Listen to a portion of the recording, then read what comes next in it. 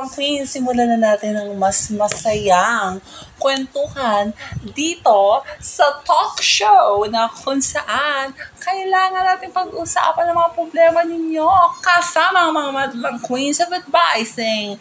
Heto ang Today's with Madam Season 3 All Out Sasayang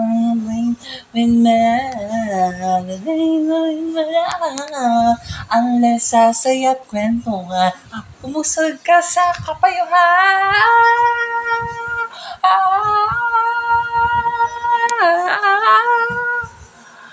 Okay, nako, ngayong araw sa Today's with Madam, pag-uusapan natin ang mga latest chika at latest chikahan. Dito lang yan sa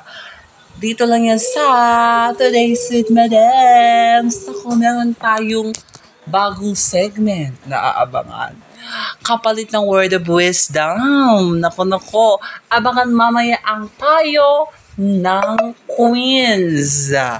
Kasama ang payo ng queens. Ang mga ipapayo natin ay manggagaling sa ating caller of the day.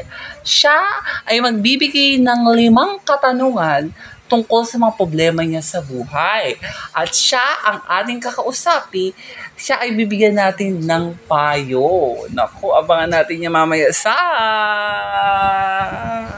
payo ng queens. At mamaya sa special topic, nako, pag-uusapan natin ang bagong noontime show variety ng Kapamilya Channel kasama si Luis Manzano kung ano ang naging journey nila sa kanilang 12 days airing lang.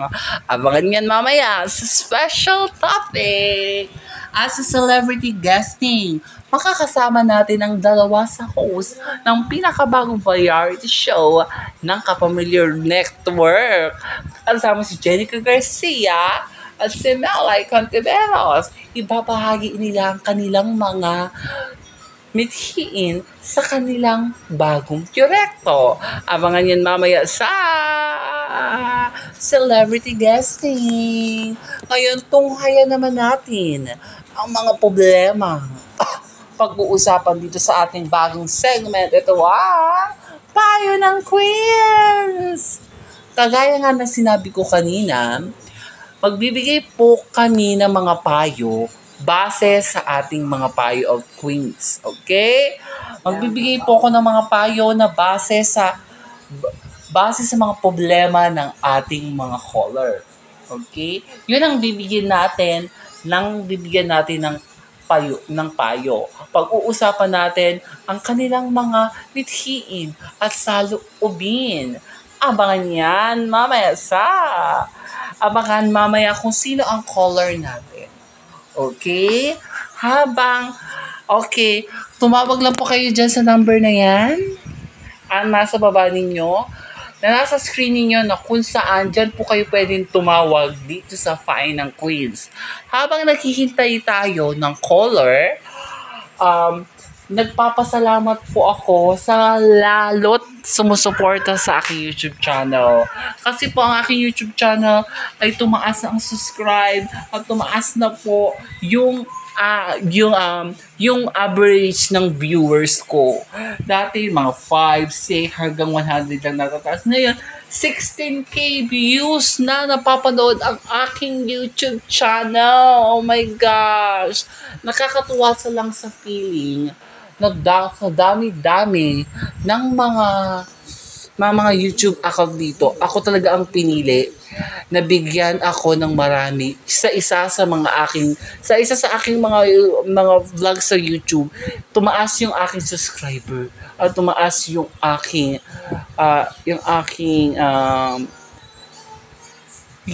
subscriber sa aking YouTube channel. Tuwan-tuwa yung puso ko at tuwan-tuwa yung kalooban ko sa aking naramdaman. Ayan, may caller na daw tayo. Hello, caller. Hello po. Okay. Ano pangalan mo, caller? Evelyn po. Evelyn Santos. Okay. Ano ang problema na idudulong mo dito sa payo ng Queens. Sa ex-boyfriend ko po, kaya ko mo ba patawarin yung, yan ang unang tanong mo, opo, okay. Magbibigay ka ng 5 tanong sa amin, ikaw ay papayuhan namin, okay? Ito ay payo lang. Depende ko yan kung susundin mo ba o hindi, okay? Yun kasi ay payo lang, okay? Opo, okay. Okay, ikaw na pala, wala ka pa pala sinasabi na tanong. Kasi po yung ex-husband ko, gusto pong makipagbalikan sa akin. Yung ex-husband mo, kasal kayo. Opo, nag-divorce po kami kasi nilaw ko niya po. May asawa na po siya nung kinasal kami. Gusto niya po, hindi ko po alam, pinakalala niya po sa akin, binata siya, yung pala may asawa po siya. May anak kayo nung ex-husband mo na yan. Wala na po. Wala po. Wala. Kasi wala. Kakakilala niya lang. Opo. Okay. Sa mga ganyang mga tao kasi, okay, ito papayuhan na kita. Opo, okay. Yung sa tanong mo, kasi para sa akin, ang mga taong hindi naniniwala sa sarili nila na walang nagmamahal sa kanila at hindi pa sakto yung pagmamahal ng una mong minahal at maghahanap pa ng iba, ibig sabihin nun, hindi siya marunong makontento. Dapat marunong tayo makontento kung ano ang meron tayo. Makontento tayo kung ano ang meron tayo. Kasi kung ano ang meron tayo, yun ay dapat makontento tayo. Kung may asawa kang isa lang ang dapat mong asawa. Kung ang asawa mo ay madami, hindi yan po pwede.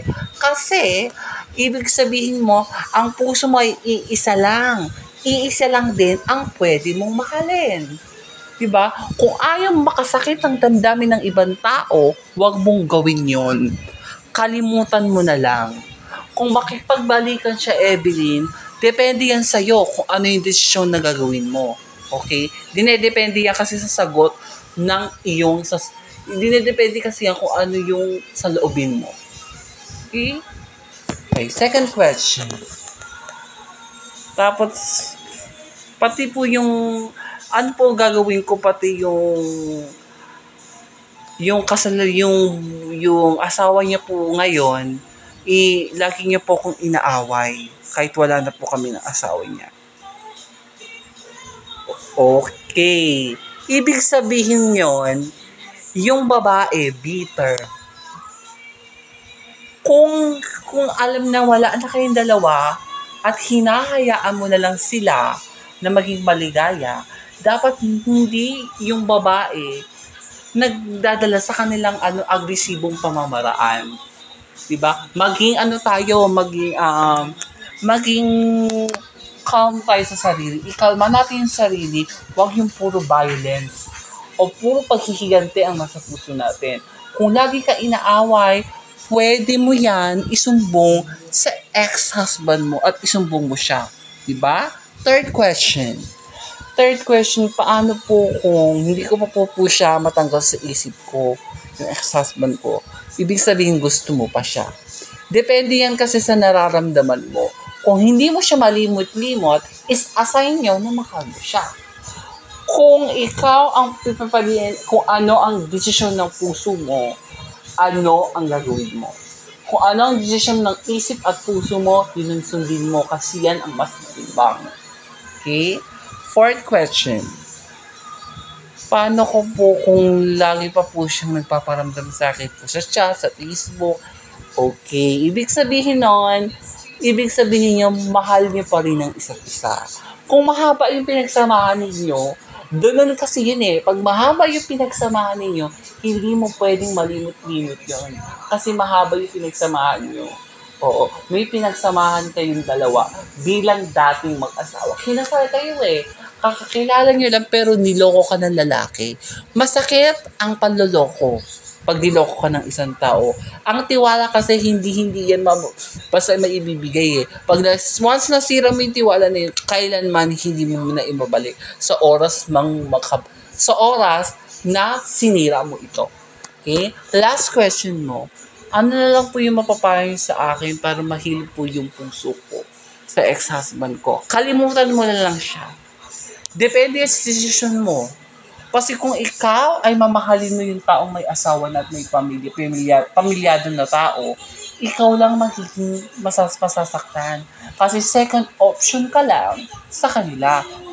Oo. Kung wala kang kahati, okay lang, may kahati ka.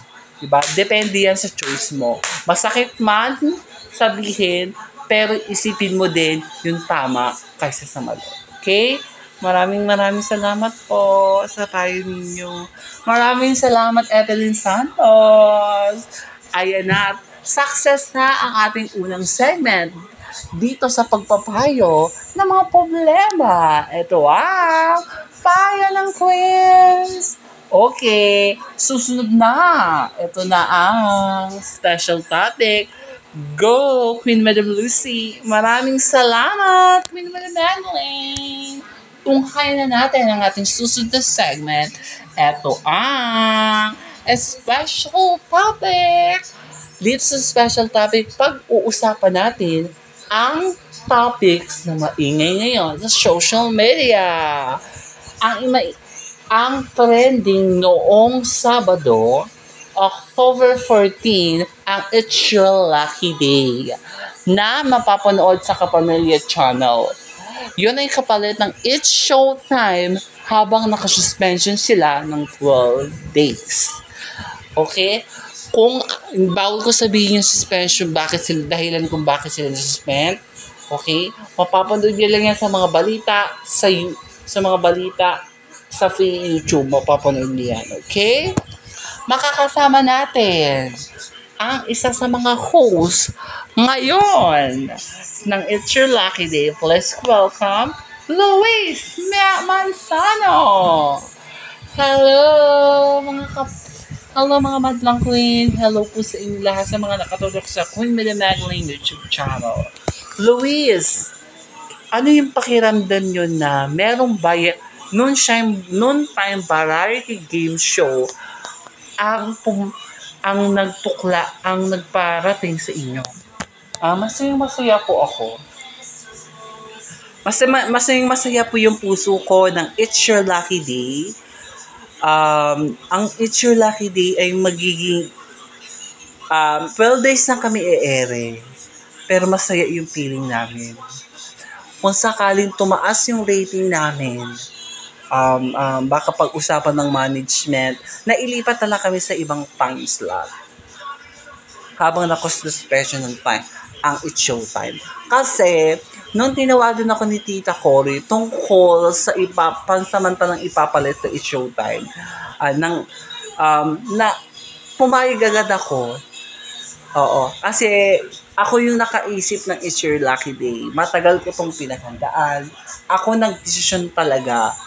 Oo, ng mga segment, yung pakulo, ako nag-isip-isip talaga. Ang sarap-sarap sa piling. Ang sarap-sarap sa piling ng may mga taong sumusuporta pa rin sa proyekto ng ginagawa namin. Kasama yung mga co-host ko. Balita ko daw, nung unang pilot episode ng It's Your Lucky Day noong Sabado, nako, nag-trending kay worldwide. Taray. Nagulat nga ako eh. Nag-trending din yung kay Jenica Garcia. Kung mapapanood nyo po, tuwang-tuwa kami ng mga iba kong mga co-host doon sa It's Your Lucky Day. Pero marami pa rin nagtitiwala at nagmamahal sa amin. Nung tumaas yung ratings, kung sakaling pumayampag kami sa rating, sana muli, kahit 2 days lang kami umere, 12 days lang kami i-ere, maraming pa rin kami mapapasayang pa. Ayan. Pero, ano naman ang pasasalamat mo? May papasalamatan ka ba sa It's Showtime? Malaki po ang pasasalamat sa It's Showtime. Na ibinigay nila yung time slot nila sa amin habang sila ay nakasuspension. Habang kami po, kahit para mabigyan din po kami ng trabaho. Oo. At makapagbigay ng saya at inspirasyon sa ating mga kapuso, kapamilya at mga ka-A to Z. Ayan. Ngayon, imbitahan nyo na ang ating mga madlang queens para manood ng It's Your Lucky Day. Okay, mapapanood nyo po ang It's Your Lucky Day Mondays to Saturdays sa Kapamilya Channel, Kapamilya Online Live, at A to Z, Jeepney TV, at pwede nyo po din mapanood siya sa I Want TFC. Ayan. Makakasama ko po dito si Nel Contiveros, si Jenica Garcia, si Negi, Shaina Magdayaw, Long Mejia, Francine Diaz, Kyle Ashari, Seth Fedelin, tsaka si Andrea Brillantes, at tsaka po makakasama ko din po si Petite and Divine Petay. At marami pa po kaming episode na mas matutuwa po kayo. Ayan. Maraming salamat, Luis. Tumutok nga sa pag-uusapan natin sa mga namamayampag na kontrobersyal sa social media. Dito lang yan sa Special Perfect. Mga madlang queens, huwag kayong aalis. Celebrity guesting na. Back to you, Queen Manimegling. Maraming salamat. Maraming salamat, Queen Madam Lucy. Ngayon, heto na, pag-uusapan natin ng mga buhay ng mga artista at ang kanilang kwento. Ito celebrity guesting. Okay. Ang makakasama natin, ang bagong variety game show. Noontime variety game show host, dalawa sa mga host ang makakasama natin ang kung ano ang kanilang feeling na mapasama sa proyekto na ito. Makakasama natin si Melanie Contiveros, si Jenica Garcia. Hello mga madlang queens at sa mga nanonood ng YouTube channel ni Queen Madam Edwin. Okay. Eto, madalian lang natin to kasi maiksi lang yung time nang meron tayo. Okay. Pag-usapan natin, nung napasama kayo ng It's Your Lucky Day, ano yung una yung naramdaman? Ikaw muna, Melay. Masarap po sa pakiramdam. Masarap pala sa pakiramdam yung feeling na marami ka mapapasayang tao. Yung marami kang tao makakapagbili ng love and joy sa kanila. Kasi lahat kasi para sa amin, nakakapagbigay sila ng happiness and joy eh. Kung may mga happiness and joy sila, yun yung ibibigay sa mga taong nagpapasaya sa amin at sa mga taong tumatangkilik sa noontime show namin. Malaking pasasalamat namin. It's a blessing. It's a pleasure na maka-join dito sa It's Your Lucky Day. Jenica. Ganun din po katulad ni Miss Melay. Malaki po yung pasasalamat ko.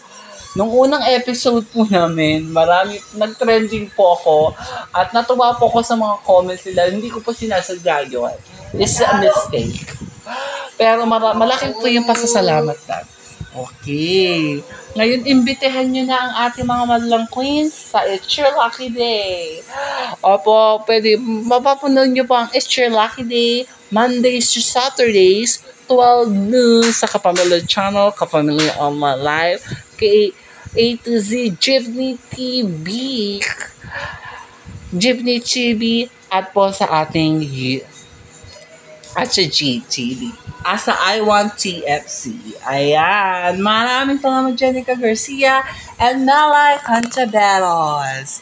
Pag-uusapan natin ang mga buhay ng mga artista. Ito celebrity guesting. Uy, naka-isang oras na tayo mga madlang queens.